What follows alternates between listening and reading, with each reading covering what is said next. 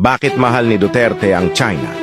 Bakit nga ba lumapit si Rodrigo Duterte sa China noong kanyang pamumuno?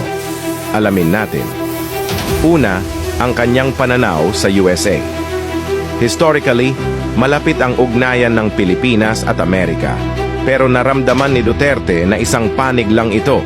Binatikos niya ang US dahil sa kolonyalismo noon at pakikialam sa mga lokal na usapin. Naniniwala siya na tinitingnan ng US ang Pilipinas bilang mas mababang kapartner at hindi sapat ang ibinibigay na benepisyong militar at pang-ekonomiya.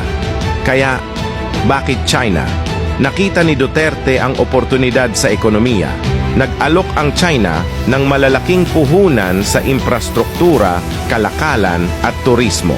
Naniniwala siya na makatutulong ito ng malaki sa ekonomiya ng Pilipinas.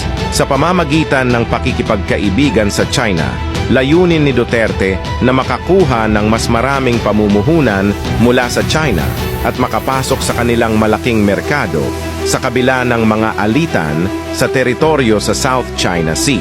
At tungkol sa digmaan, alam ni Duterte na hindi makakabuti sa Pilipinas ang isang hidwaang militar sa South China Sea.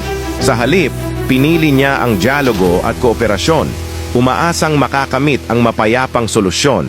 Ang pamamaraan ni Duterte ay tungkol sa pagbalanse ng mga benepisyong pang-ekonomiya at pambansang soberanya, isang kontrobersyal pero estratehikong hakbang. Ano ang masasabi mo sa kanyang foreign policy? I-share ang iyong opinyon sa comments. Sa susunod na video, pag-usapan naman natin ang pro-US na foreign policy ni Bongbong Marcos. Like at follow para sa mas maraming videos na ganito.